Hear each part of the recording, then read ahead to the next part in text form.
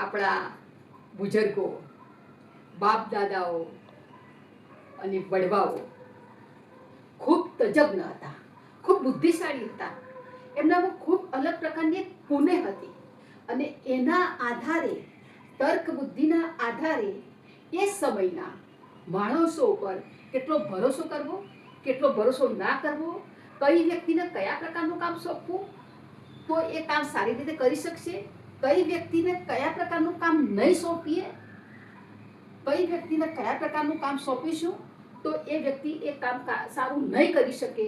અને એ બુદ્ધિ તજજ્ઞ એના આધારે અને એ તજજ્ઞ બુદ્ધિના આધારે આવા કામ એ વખતે સોંપવામાં આવતા હતા. કોની પર કેટલો ભરોસો રાખવો, કોની પર કેટલો ભરોસો ન રાખવો, એ પણ એ વખતે આ બુદ્ધિશાળી માણસો નક્કી કરતા હતા. અને આ ઉપરથી એક સરસ મજાની વાત યાદ આવી ગઈ, જે બાપુજી ઘણીવાર કહેતા હતા. એક સરસ મજાનું લગભગ 3-4 હજારની વસ્તી ધરાવતું ગામ હતું અને ગામમાં પશુપાલન, ખેતીવાડી, ધંધા રોજગાર, મહેનત મજૂરી કરી અને પોતાના પરિવારનું ગુજરાન ચલાવે. એવામાં એક ગામનો એક બુઝુર્ગ વ્યક્તિ, એને 3 દીકરા હતા અને 3 દીકરાના પિતાએ ત્રણેય દીકરાઓના સમયાંતરે લગ્નો કરી દીધા. એમને સારા પાત્રો જોઈ, સારા માણસો પારખી અને 3 દીકરાના લગ્ન કરી લીધા. લગ્ન કર્યા પછી થોડા 1-2 વર્ષ થયા હશે અને પછી એ બુદ્ધિશાળી તજજ્ઞ પિતાને યાદ આવ્યું કે 3 દીકરા તો મારા વ્યવસ્થિત છે, એકબીજા નાના મોટાની મર્યાદા પણ રાખે છે, એકબીજાની યાજ્ઞાનું પાલન પણ કરે છે, પરંતુ આ જે દીકરાની વહુઓ છે, આ 3 જે પુત્રવધુઓ છે, એ તો દરેક કે એ પુત્રવધુઓ જુદા જુદા મા બાપની છે. એટલે ભવિષ્યમાં દીકરાઓ તો લડવાના નથી, પણ કદાચ આ વહુઓ 3 ભેગી થઈ અને ક્યાંક લડે, નાની નાની બાબતમાં ક્યાંક બબાલ થાય, ક્યાંક મનભેદ થાય, ક્યાંક મતભેદ થાય. અને એ માટે એમણે એક સરસ મજાનો એક વિચાર કર્યો, એક એમણે આઈડિયા કર્યો. અને પછી એમને એક વિચાર આવ્યો કે આ 3 વહુઓને મારે કેવી રીતે આણી જોવી, કેવી રીતે એમની પરખ કરવી કે એ વહુઓને હું એ વહુઓને જે ઘરના કામ છે એ કામ કોને કેવું સોંપવું અને કયું કામ કોને ના સોંપવું, એ માટેની એમને એક પુનઃ બુદ્ધિ વાપરી. અને સસરાએ એક ચિઠ્ઠી કરી અને એક 3 સરસ મજાની પોટલી બાંધી અને પોટલીમાં એક 2 કિલો જેવું ડાંગર લાવી અને 3 મજાની સરસ મજાના કપડાથી, મલમલના કપડાથી 3 પોટલીઓ તૈયાર કરી. અને તૈયાર કર્યા પછી જોડે સાસુમાં પણ બેઠા હતા. સસરાએ કહ્યું કે 3 વહુઓને જરા આપણે બોલાવી દો. તો સાસુમાએ 3 વહુઓને બૂમ પાડી, અરે વહુભા, 3 જરા કંઈ કામમાંથી નવરા થયા હો તો જરા અહીંયા આવો તો થોડું કામ છે તમારું. અને પહેલાંના સમયમાં તો પુત્રવધુઓ કેટલી બધી આજ્ઞાપાલક હતી, કેટલી બધી મર્યાદાવાળી. સાસુમાનો કે સસરાનો એક અવાજ સાંભળે એટલે આમ તરત એ શબ્દોનું આજ્ઞાનું પાલન થઈ જતું. અને 3 પુત્રવધુઓ આવ્યા અને આવીને કહ્યું કે હા બાપા, હા બા, શું કામ હતું અમારું? 3નું શું કામ હતું? અમે આવી ગયા. અને પછી સસરાએ કહ્યું કે અરે વહુબા, તમે મોટા છો તો લ્યો આ પોટકી આપું છું તમને. એમાં ડાંગર ભરેલી છે પોટકામાં. એ પોટકીમાં ડાંગરની પોટકી તૈયાર કરી છે. આ પોટકી તમે રાખો એમ. એટલે જે મોટા વહુ હતા એમણે તો એ ડાંગરની પોટકી લઈ લીધી.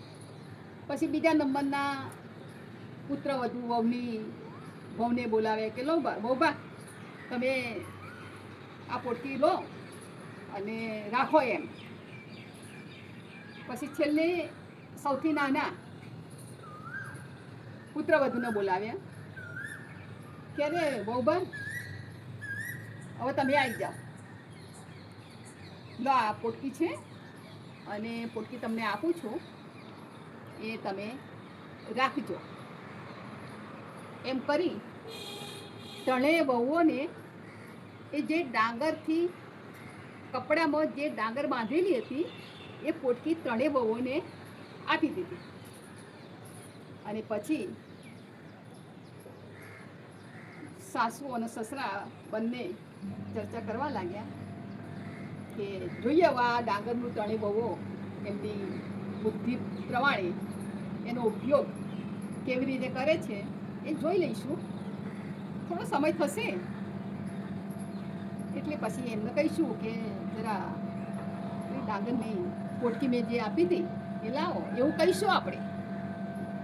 એમ વાત કરી અને જે સાસુ અને સસરા હતા એમના કામમાં લાગી ગયા. સમય જતાં અમે ક્યાં વાર લાગે છે. સમય ગયો અને 2 વર્ષ થયા. 2 વર્ષ પછી એક દિવસે સસરાએ ફરીથી પાછા ત્રણેય વહુઓને બોલાવ્યા. કારણ કે એ વખતે માણસો ધીરજવાળા હતા. 2 વર્ષનો સમયગાળો લીધો પોતાની ત્રણ પુત્રવધુઓને પારખવા માટે. એમની બુદ્ધિ ચાતુર્ય, એમની કામગીરીની પરખ માટે 2 વર્ષ લીધા એ સસરાએ. અને પછી ત્રણેય વહુઓને બોલાવ્યા અને કહ્યું, અરે વહુબા ટાઈમ તો ખાસો થઈ ગયો છે, પણ પેલી પોટકી મેં કપડામાં બાંધીને તમને આપી હતી એ જરા લાવો તો. આમ મોટા વહુને કહી દીધું. અરે બાપા એ પોટકી તો તમે આપી હતી, હા મને યાદ છે, પણ એ પોટકી તો હા જરા હું લઈને આવું છું, ચાલો લઈને અભી હાલ જ લઈને આવું છું. એ પોટકી મેં સરસ રીતે બાંધીને અને મારા ટ્રંકમાં, પહેલાં જેમ દીકરીઓને આણું કરતા હતા એટલે એક ટ્રંક આપો, મોટી એક પતરાની એક ટ્રંક આપો અને એમાં દીકરીના માટે બધા કપડાં 10-15 જોડ જે કંઈ પિયરમાંથી આપવાના હોય એ એમાં ભરીને આપે. એટલે કે મેં એ જે પોટકી છે ને સરસ મજાની સાચવીને બાંધીને અને એ ટ્રંકમાં મૂકી છે.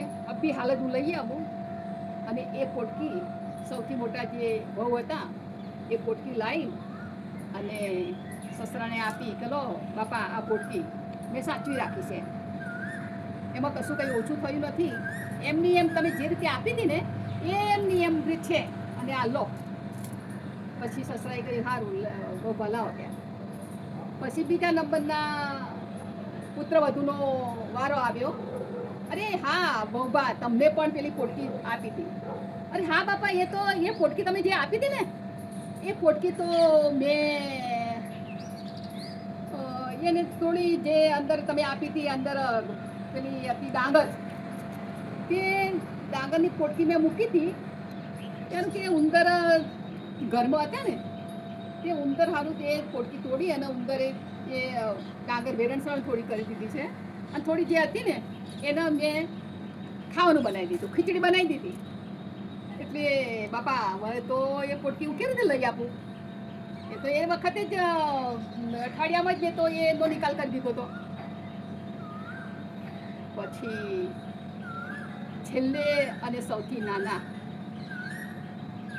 પુત્રવધુને કહ્યું કે બેટા વહુબા તમને પણ એ પોટકી મેં આપી હતી, જો તમને યાદ હોય તો.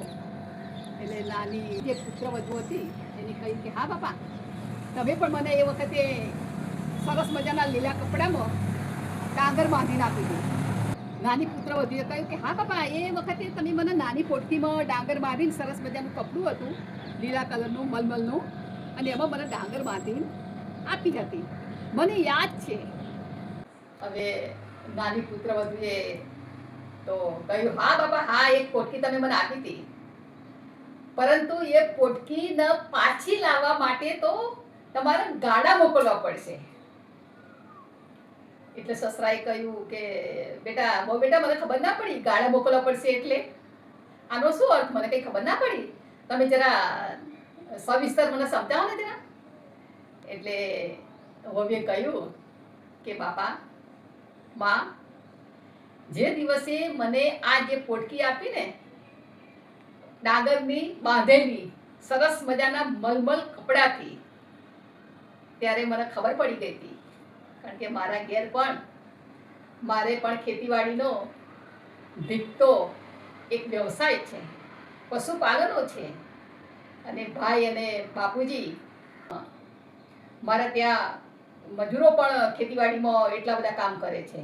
એટલે હું ખેતરમાં તો જતી હતી, ભલે મેં ઘાસ કાપ્યું ના હોય, પણ મને ખબર તો છે કે આ પોટકી તમે કેમ આપેલી છે બાપા. અને એના માટે જે દિવસે તમે પોટકી આપી અને અઠવાડિયામાં પછી મારા ભાઈ આવેલા, મારા મોટા ભાઈ આવ્યા, અને એ વખતે એ પોટકી મારા ભાઈને મેં આપી કે ભાઈ, આપેલી આ પોટકી એ મારા માટે એક ડાંગર નથી, મારા માટે ડાંગરની એક પોટકી નથી, પરંતુ મારા સસરાએ આપેલી એક અમાનત છે. એ અમાનત હું તમને સોંપું છું, અને જે ડાંગરનો જે ક્યારો તમે મારા નામથી જે તય કરેલો છે, મને એ વખતે જ્યારે લગ્ન વખતે તમે અને બાપુજીએ કહેલું કે આ ડાંગરનો જે ક્યારો છે એ બેન આ તારા નામનો, આ તારા નામનો છે, અને તારા નામથી અમે ઓળખશું. અને આ ડાંગરની પોટકી જેમ તમે ખેતીવાડી કરી અને ડાંગર પકવો, એમ આ પોટકીની ડાંગર તમે મારા ક્યારામાં એને ઉગાડજો, એને રોપજો, એને સિંચન કરજો પાણીથી, અને સરસ મજાની ડાંગર તમે પકવી દેજો. એમ આ ડાંગર મારા પિયરમાં પકવેલી છે, અને એના માટે જે ડાંગર થઈ, જે ડાંગરનું ઉત્પાદન થયું, એના થેલા ભરેલા છે.